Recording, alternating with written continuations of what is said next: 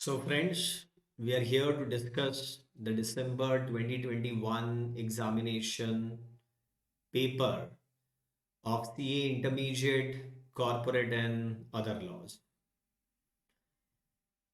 सबसे पहले जो 30 मार्क्स के एमसीक्यूज इसमें पूछे गए होंगे डेफिनेटली वो मेरे पास डिस्कस करने के लिए अवेलेबल नहीं है।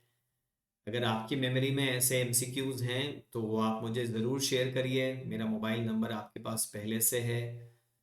I am Tarun Mahajan, chartered accountant, chartered financial analyst, registered valuer and mentor for CA students. My mobile number is 98930 40600 9893040600। अगर आपके दिमाग में वो एमसीक्यूज हैं तो आप मुझे शेयर करिए। अगर कुछ उसमें नहीं समझ में आया है तो डेफिनेटली मैं आपकी हेल्प करूंगा उसमें। अब जहां तक डिस्क्रिप्टिव पेपर का सवाल है यानी कि पार्ट 2 का, तो उसमें से हम लोग डिस्कस करना चाहेंगे यहाँ पर कंपनी लॉ के क्वेश्चन और नेगोशिएबल इंस्ट्रूमेंट्स के क्वेश्चन। ये पहले ही जो क्वेश्चन है, क्वेश्चन 1A1, इसको पढ़ के ऐसा लगता है कि जैसे या तो ये पेपर पूरा का पूरा या फिर ये क्वेश्चन नवंबर 2020 अटेम्प्ट के लिए बनाया गया था, मगर नवंबर 2020 में पूछने की जगह पर ये पेपर नवंबर 2021 में एक साल बाद पूछ लिया गया। इस पहले क्वेश्चन को पढ़ के तो यही इंप्रेशन आता है। देखो ना इसमें डेट कैसी दी है। It says Chavish, an Indian citizen and resident of India, formed Ekta Readymade Garments Limited as one-person company on 1st April 2018 with his wife Mrs. Jyoti as nominee. The authorized and paid up capital of the company is rupees 35 lakh. He got in touch with the ready-made garment buyer and was expecting to receive a substantial order by August 2020. मतलब दिख रहा है ना कि ये नवंबर 20 के लिए बनाया हुआ पेपर है, where the final delivery will be completed by December 2020. To expand the production capacity, the company decided to invest an additional capital of rupees 10 lakh in plant and machinery. As a result, the company's authorized and paid up capital is now rupees 45 lakh. Fine. बेटा पहले 1% company में जो limit थी किस बात को लेकर के, पेड अप कैपिटल को लेकर के एक लिमिट थी और साथ में एक लिमिट थी टर्नओवर को लेकर के। तो अगर मैं उसके बारे में बात करूं कि 1% कंपनी में किस तरह की लिमिट्स थी,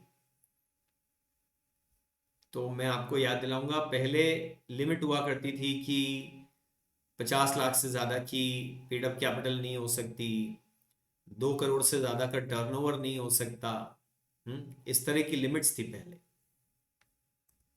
और तो और 2 साल तक ऐसी कंपनी को किसी दूसरे टाइप की कंपनी में कन्वर्ट भी नहीं कर सकते थे, प्राइवेट या पब्लिक कंपनी में वॉलंटरीली। लेकिन बाद में जब बजट आया 2021 में तो ये सब रेस्ट्रिक्शंस हट गई, काफ़ी सारे अमेंडमेंट हो गए 1% कंपनी की डेफिनेशन में और उससे रिलेटेड रूल्स में, और 1 अप्रैल 2021 से रूल पूरी तरह से बदल गए। बट लगता है ये क्वेश्चन पुराना है, अमेंडमेंट आने के पहले 1 साल पहले का बना हुआ क्वेश्चन लगता है। अब बोल रहे हैं considering the case and referring to the provisions of Companies Act who is eligible to act as a member of OPC. तो वो हमने पढ़ा है कि वो एक नेचुरल पर्सन होना चाहिए, वो पर्सन सिटीजन ऑफ इंडिया होना चाहिए, वो पर्सन रेसिडेंट ऑफ इंडिया होना चाहिए। रेसिडेंट ऑफ इंडिया होने के लिए आई मीन 120 डेज उसका इंडिया में रहना ज़रूरी है। ये सब आप लिखेंगे इसमें। वो तो ठीक है, वो पहले भी था अभी भी है। पहले 180 दिन 182 दिन था, जो अब 120 दिन हो गया है, वो जरूर ध्यान रखना है आपको। तो नए प्रोविजन के हिसाब से आंसर करना चाहिए हमेशा। Whether Ekta Readymade Garments Limited can convert into any other kind of company as on 1st December 2020। ये क्वेश्चन ही इसलिए बना है, अमेंडमेंट के पहले का क्वेश्चन है कि क्या 2 साल तक एक ओपीसी नॉर्मल कंपनी में कन्वर्ट हो सकती है। पहले मना था लेकिन अब तो ऐसा हो सकता है, तो आपको तो लेटेस्ट प्रोविजन के हिसाब से ही आंसर लिखना है कि हाँ हो सकती है।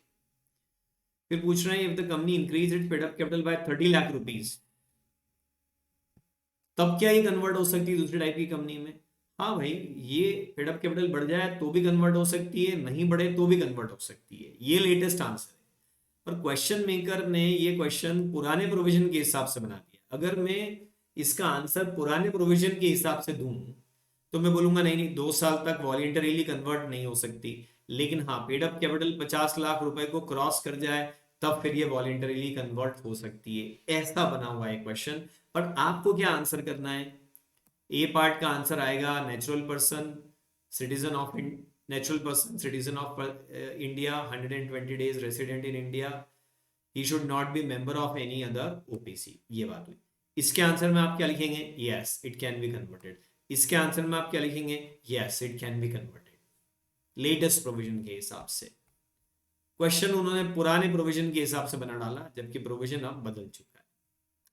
ये सेकंड पार्ट ए क्वेश्चन का, 1A का सेकंड पार्ट, इसको देख के तो ऐसा लगता है कि इन्होंने न्यूमेरिकल पूछा है, बट असल में न्यूमेरिकल मेरिकल कुछ नहीं पूछा है। वो एक सीधी सी बात पूछ रहे हैं कि ये बैलेंस शीट आपकी 31 मार्च 2020 की।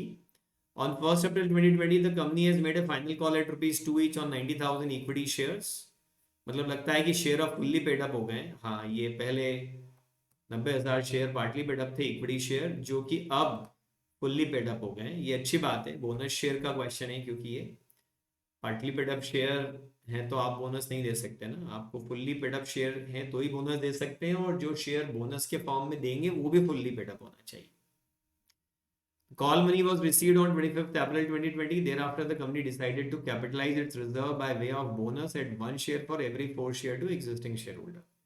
ठीक है। Answer the following questions according to Companies Act. Which of the above mentioned sources can be used by the company to issue bonus share? देखो, general reserve, capital reserve, security premium, surplus इन PNL. आप बोलेंगे sir क्या मैं capital reserve भी use कर सकता हूँ? Definitely. मैं मानूंगा कि ये कैपिटल रिजर्व रियलाइज्ड गेन है या अनरियलाइज्ड गेन नहीं है। सिर्फ रेवैल्यूएशन रिजर्व और अनरियलाइज्ड गेन को आप बोनस में इश्यू यूज नहीं कर सकते।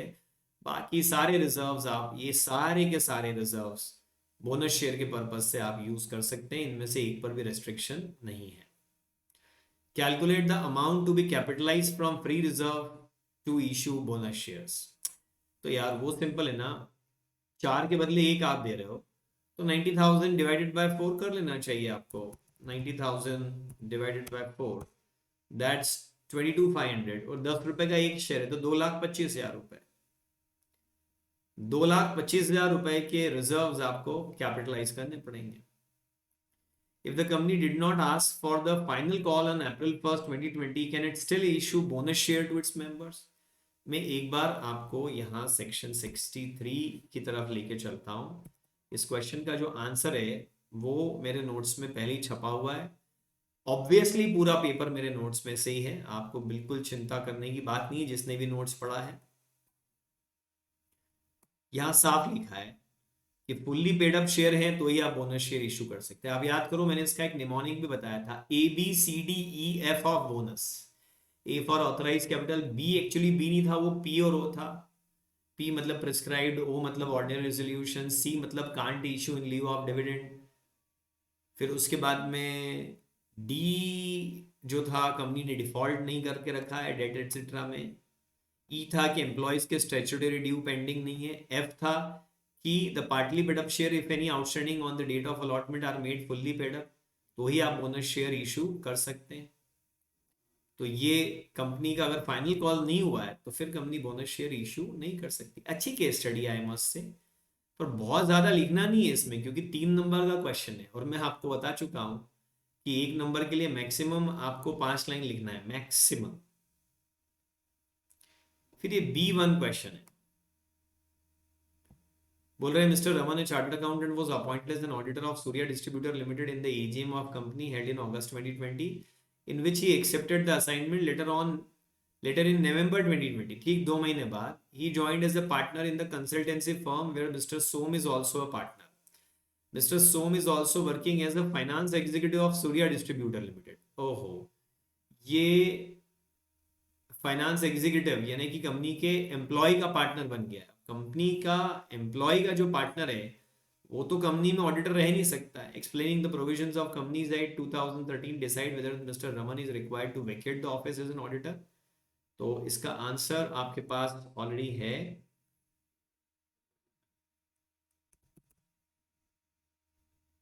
सेक्शन 141 अगर हम देखें,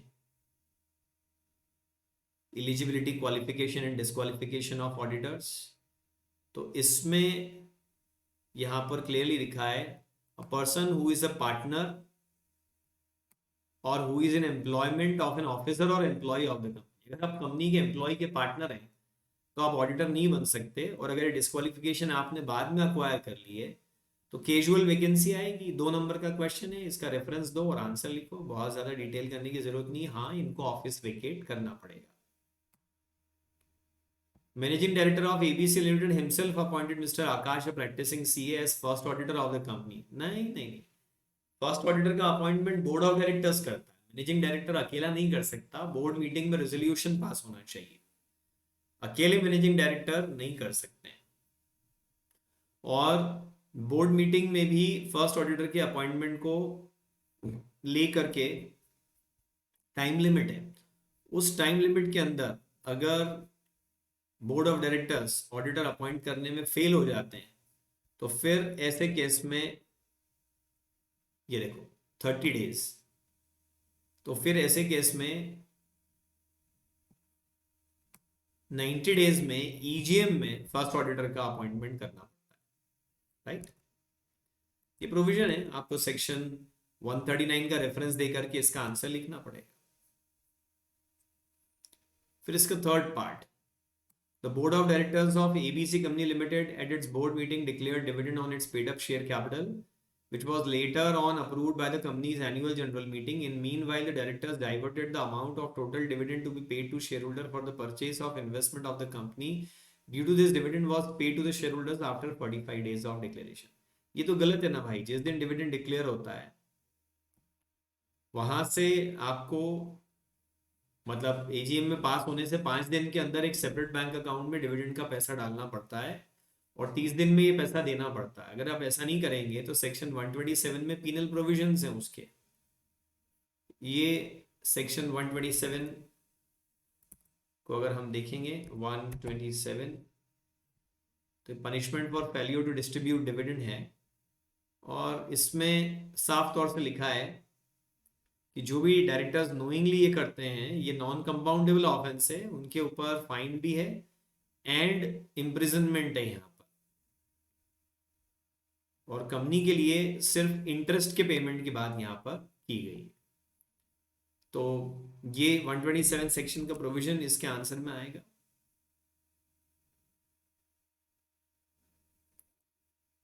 ठीक है, हम डिस्कस कर रहे हैं कंपनीज एक्ट और negotiable instrument act only.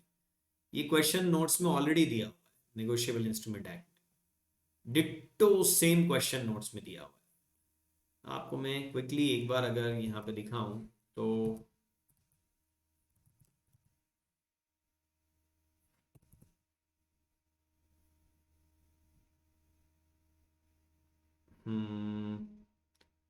It was in last part जहां क्वेश्चंस चालू हो रहे हैं वहां पर।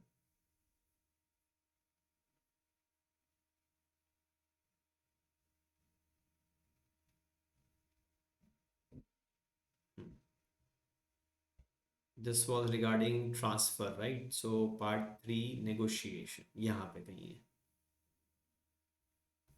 ये देखिए ditto same question, question number 14। इसको हमने क्लास में डिस्कस किया हुआ, बल्कि मैंने करेक्शन भी सजेस्ट करा था कि इन ब्लैंक लिखा हुआ नहीं होना चाहिए, पर लिखा है तो इसको इग्नोर करो।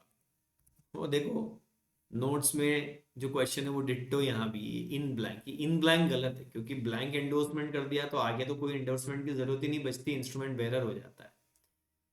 तो इसमें सीधी सी बात है कि जो एक इंस्ट्रूमेंट था वो एफ ने एन को एंडोर्स करा, एन ने ओ को करा, ओ ने पी को करा, पी ने क्यू को करा और क्यू ने एम को कर दिया, और एम ने क्या करा, M strikes out without Q's consent the endorsement of O and P, और पी का एंडोर्समेंट कट कर दिया एम, तो और पी की लाइबिलिटी डिस्चार्ज होगी, साथ में क्यू की लाइबिलिटी भी डिस्चार्ज हो जाएगी क्योंकि उसकी कंसेंट नहीं ली गई थी, राइट। क्वेश्चन 2 है, explain the provisions of e voting in the annual general meeting in the following cases as per Companies Act. तो सेक्शन 108 इसको लेकर के हमने ऑलरेडी क्लास में डिस्कस किया था, काफी डिटेल में हमने ई वोटिंग को डिस्कस किया था। सॉरी,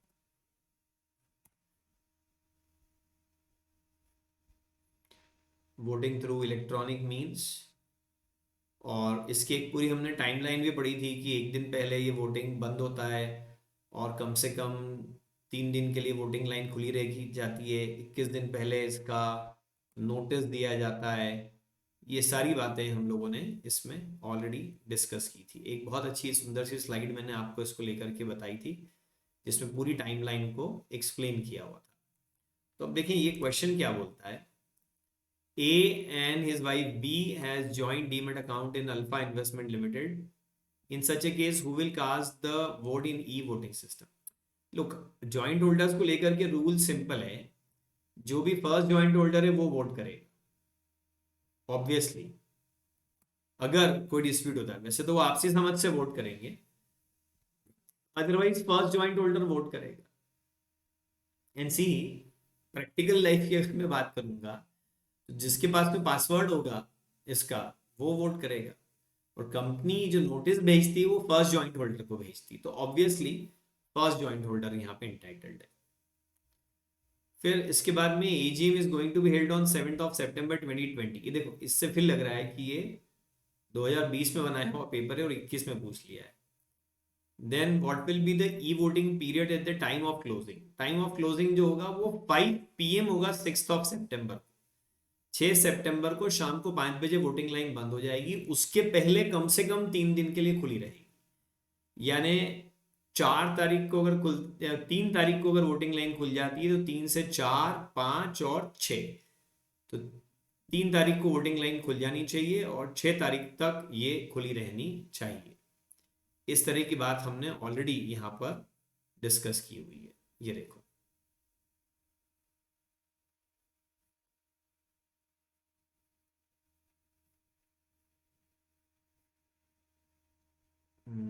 एग्जैक्टली अगर मैं पैराग्राफ आपको बता दूं वो वाला,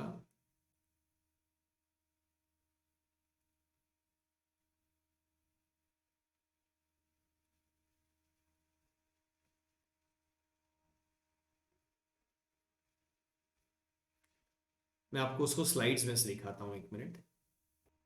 ये देखिए, ये हमारा एग्जाम्पल था। 5 PM 1 day before, minimum 3 days के लिए खुली रहेगी, 21 दिन पहले आपको एडवर्टीजमेंट देना पड़ेगा। तो 0 डे पे अगर मीटिंग है तो -1 डे पे वोटिंग लाइन बंद हो जाती है, -4 डे पर वोटिंग लाइन खुल जानी चाहिए, क्योंकि मिनिमम 3 डेज का टाइम गैप आपको रखना पड़ता है, और मीटिंग से कम 21 दिन पहले आपको न्यूज़पेपर में एडवर्टीजमेंट देना पड़ता है, right.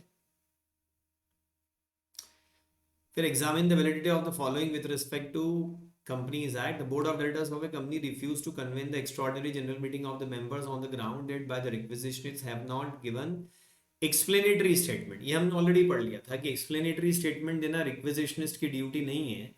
It is the duty of board of directors कि उनको जो material facts पता है वो उल्टे शेयर होल्डर्स को डिस्क्लोज करे। तो ये गलत तरीका है, बोर्ड इस तरह से मना नहीं कर सकता है, और बोर्ड अगर ऐसे मना करेगा तो शेयर होल्डर खुद अपनी मीटिंग बुला लेंगे। The board of directors refused to convene the extraordinary general meeting on the ground that the requisitionists have not been signed by joint holders of the shares. तो जॉइंट होल्डर्स में से अगर कोई एक भी साइन करता है तो ये सफिशिएंट है। उसको लेकर के अलग से लिखा हुआ कुछ नहीं है नोट्स में, एक्ट में, बट ये जनरल रूल है कि किसी एक जॉइंट होल्डर ने भी साइन किया है तो वो वैलिड है। Adjournment of extraordinary general meeting called upon the requisition of members on the ground that the quorum was not present in the meeting. ये गलत है, क्योंकि अगर मीटिंग मेंबर्स की रिक्वेस्ट पे बुलाई गई है और हाफ एन आवर में कोरम नहीं आती है तो मीटिंग एडजर्न नहीं होती है, मीटिंग एक्चुअली कैंसिल हो जाती है। तो ये तीनों ही चीजें जो यहाँ पे हुई है ये तीनों ही गलत है।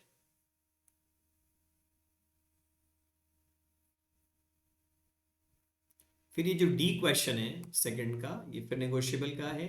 A is the payee holder of a bill of exchange. He endorses it in blank and delivers it to B. B endorses it in full to C or order. तो यार A ने B को blank endorsement करा, तो B ने अपना नाम ही नहीं लिखा और सीधे सी का नाम लिख दिया, तो अब बी का कहीं नाम नहीं आया तो बी की लाइबिलिटी नहीं आएगी, जो साइन नहीं करता उसकी लाइबिलिटी नहीं है। C without endorsement transfer it the bill to D, ये गलत हो गया क्योंकि ऑर्डर इंस्ट्रूमेंट को बिना एंडोर्समेंट के तो ऑनरशिप ट्रांसफर ही नहीं होती है। State giving reasons whether D as a bearer of bill of exchange is entitled to recover the payment from A B और सी। नो, किसी से भी पैसा नहीं ले सकता क्योंकि वो तो इंस्ट्रूमेंट को ऑनर ही नहीं है। हाँ, अगर ये विद एंडोर्समेंट डी को ट्रांसफर किया जाता तब डी, तब भी डी ए और सी से पैसा ले सकता था, लेकिन वो बी से तो पैसा तब भी नहीं ले सकता था क्योंकि बी बेयरर था और उसने कभी साइन किए ही नहीं, उसने सीधे सी का नाम लिख दिया। थोड़ा सा डिफेक्टिव सा है क्वेश्चन, बट एनीवेज जैसा है आपको तो वैसा आंसर करना चाहिए। RD Limited issued a prospectus. All the statement contained therein were literally true.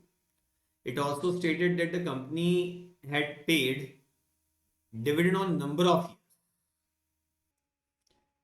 but that does not disclose that dividend were not paid out of trading profit but out of capital profit. An allotee of the share claimed to avoid the contract on the ground that the prospectus was false in material particular.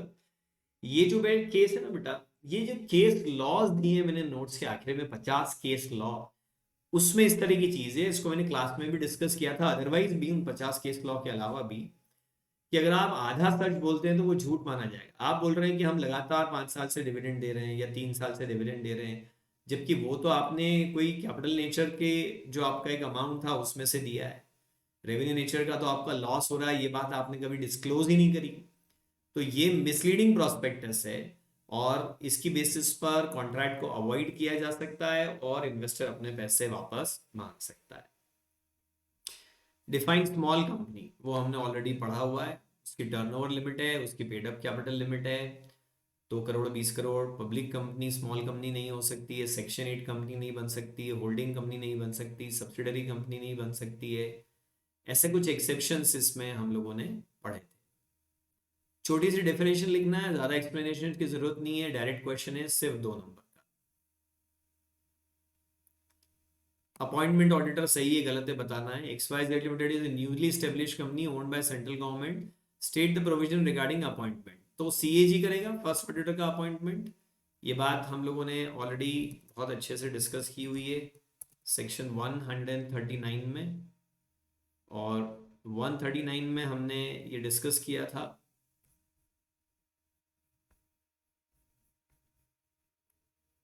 कि CAG जो है वो first auditor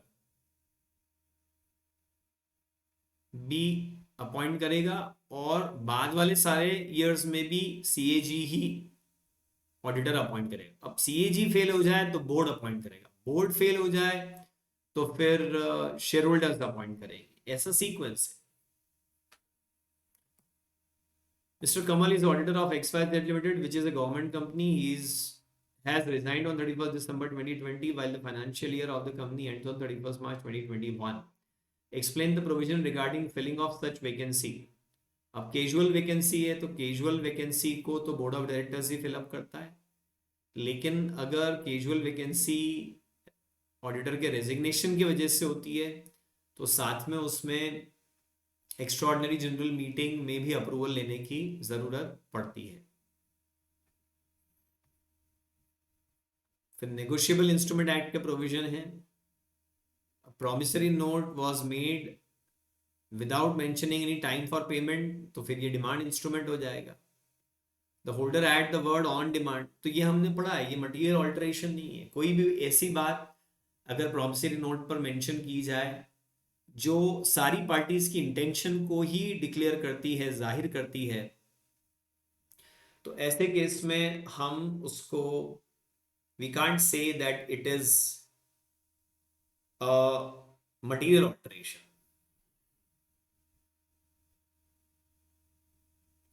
अंकित ने एक check gift कर दिया, क्या Shreya holder in due course? बिल्कुल नहीं, होल्डर इन ड्यू कोर्स होने के लिए पहले होल्डर इन वैल्यू होना पड़ता है, उसके लिए कंसिडरेशन देना पड़ता है, ये हमने पढ़ा है ऑलरेडी। फिर इसके बाद में यहां पूछा है दिया limited incorporated has 2 subsidiaries, Jai and Vijay. All 3 companies have prepared their financial statement Examining this, explain in what manner the subsidiaries of JN Vijay Limited shall prepare their balance sheet. देखो, subsidiaries की अपनी अलग अलग balance sheet P&L तो बनेगी, ठीक है, और उसको कंसोलिडेट भी करना पड़ेगा होल्डिंग कंपनी के साथ में। तो होल्डिंग कंपनी के शेयर होल्डर्स को एक तो होल्डिंग कंपनी की standard alone balance sheet P&L मिलेगी, और होल्डिंग सब्सिडरी की कंसोलिडेटेड बैलेंस शीट P&L भी मिलेगी, और इसके अलावा सब्सिडरी कंपनीज के फाइनेंशियल स्टेटमेंट की समरी भी होल्डिंग कंपनी के शेयर होल्डर्स को अवेलेबल करवाया जाएगा। और चाहे दिया लिमिटेड हो, चाहे जय लिमिटेड हो, चाहे विजय लिमिटेड हो, इनको सेक्शन 129 में दिए हुए सारे प्रोविजंस यानी कि अकाउंटिंग स्टैंडर्ड्स या Ind AS as the case में भी उनको भी अप्लाई करना पड़ेगा।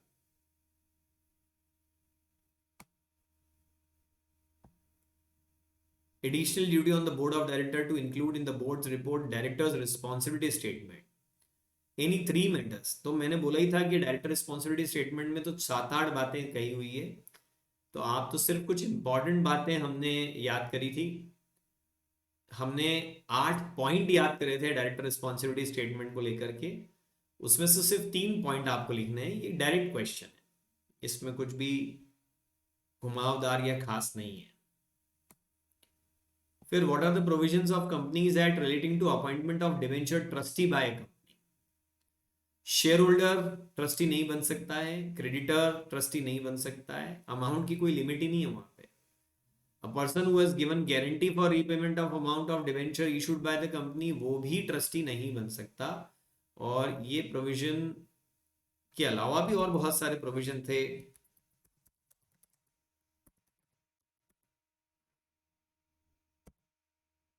डिवेंचर ट्रस्टी को लेकर के, just a minute, oh I'm sorry,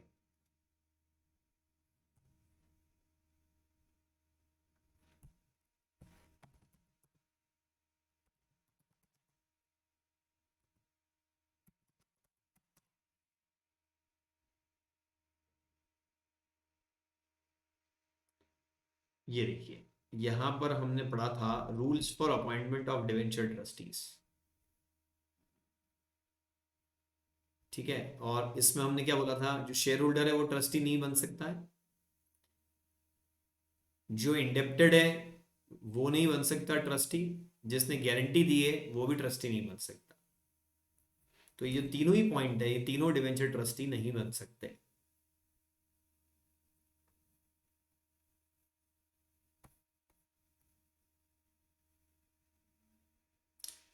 private placement section 42 को लेके बात कर रहे हैं। ABC limited wants to raise fund for its upcoming project. Public company private placement करना चाहती है, डेफिनेटली कर सकती है। It has issued private placement offer letter to 55 persons in their individual name to issue its equity share. Out of these, 4 are qualified institutional buyer. Look, limit वैसे भी 50 की नहीं है, 200 की है। 50 एक्ट में लिखा और फिर लिखा एज में बी प्रिस्क्राइब, तो 200 की लिमिट है और उसके हिसाब से कोई दिक्कत वाली बात नहीं है, ठीक है। और दूसरी बात, क्यूआई भी काउंट नहीं होते हैं, तो देखा जाए तो 51 लोगों को इन्होंने ऑफर दिया है। 50 की लिमिट तो क्रॉस हो गई, पर लिमिट 50 की नहीं है, लिमिट 200 की हो चुकी है। हो क्या चुकी है, वो शुरू से 200 ही है। एक्ट में 50 लिखी है और रूल्स में 200 लिखी है। In case one about before allotment under this offer letter company issued another private, ये गड़बड़, ये ऑफर चल रहा है to another 155 person in their individual name for issue of debenture. तो अब बड़ी मजे की बात क्या है कि जो 200 की लिमिट है ये हर तरह की सिक्योरिटी के लिए अलग गिनी जाती है। ये 55 लोगों को इक्विटी शेयर का ऑफर है, 51 लोग इफेक्टिवली 51, और फिर 155 लोगों को डिवेंचर का ऑफर है। तो दोनों लिमिट अलग अलग है, इनको कंबाइन करके 200 नहीं गिनेंगे, ये भी वैलिड है। फर्स्ट और सेकंड वैलिड है। क्या पब्लिक कंपनी प्राइवेट प्लेसमेंट कर सकती है? जी हाँ, तो थर्ड भी वैलिड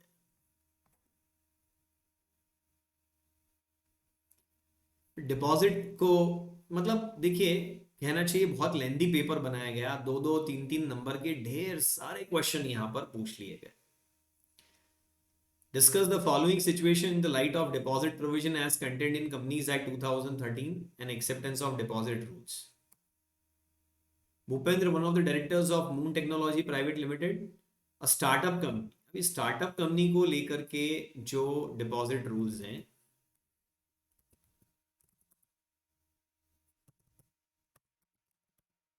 उसमें स्पेशल एग्जाम्पशन इनको मिला हुआ है। ये देखिए, an amount of 25 lakh rupees or more received by startup company by way of convertible note, convertible into equity share within a period not exceeding 5 years in a single tranche। Single tranche में 25 लाख रुपए या ज्यादा अगर convertible note से मिले तो वो deposit नहीं है। Requested is close friend Paras to lend to the company 20 lakh rupees in a single tranche by way of convertible note repayable within a period of 6 years। ये तो डिपॉजिट है, क्योंकि एक तो 25 लाख मिनिमम है और ये तो 20 ही लाख है। दूसरा 5 साल में कन्वर्ट होना चाहिए और ये 6 साल है। इट इज अ डिपॉजिट, ये एग्जाम्पशन लिमिट में नहीं आएगा। फिर Shriram readymade garments limited wants to accept deposit of rupees 50 lakh from its members for tenure which is less than 6 month। देखो, वैसे तो लेस देन 6 मंथ की डिपॉजिट नहीं ले सकते हैं, लेकिन लेस देन 6 मंथ की डिपॉजिट अगर लें तो वो paid up capital plus free reserve plus security premium के 10% से ज़्यादा नहीं होना चाहिए। और दूसरी बात, वो 3 महीने से कम के तो नहीं होना चाहिए। तो ये दो शर्तें अगर कंपनी फॉलो करे तो 6 महीने से कम की डिपॉजिट ले सकती है। टर्नओवर 400 करोड़ है और नेटवर्थ 50 करोड़ है। तो अब इसमें जो लिमिट है वो 100 और 500 करोड़ की है। ये देखिए, 100 करोड़ रुपए की नेटवर्थ हो या 500 करोड़ का टर्नओवर, तो आप पब्लिक से डिपॉजिट ले सकते हो।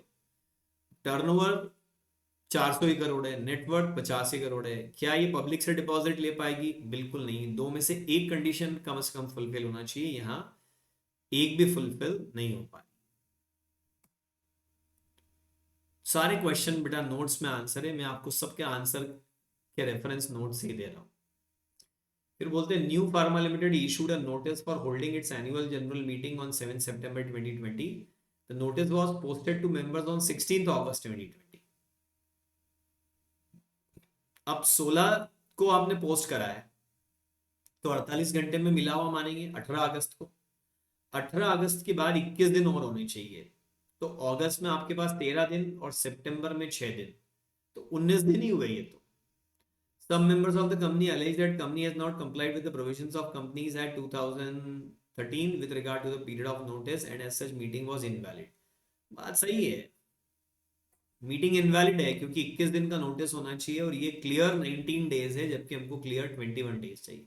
18 को तो नोटिस मिला है, उसके बाद क्लियर 19 दिन हो रहे हैं 6 तारीख को, और 7 को मीटिंग है, तो क्लियर 19 डेज है, जबकि हमको क्लियर 21 डेज चाहिए। 2 दिन का शॉर्ट पड़ गया है ये नोटिस। क्या आर्टिकल ऑफ एसोसिएशन इस टाइम पीरियड को कम कर सकता है? नहीं, आर्टिकल नोटिस के टाइम पीरियड को कम नहीं कर सकता है। उसके लिए तो आपको 95% ऑफ मेंबर्स की कंसेंट चाहिए होती है। ये देखो, ये हमने पढ़ा था कि क्लियर 21 डेज नहीं है, तो 95% शेयर होल्डिंग की कंसेंट आपको लेनी पड़ेगी, तो जाके आप शॉर्ट टर्म नोटिस दे सकते हो। आर्टिकल ऑफ एसोसिएशन इसमें आपकी कोई मदद नहीं कर पाएगा। Then it says alpha motor limited agreed to sell a bike. क्या ये तो इंडियन कॉन्ट्राडेक्ट का क्वेश्चन है, आई एम सॉरी।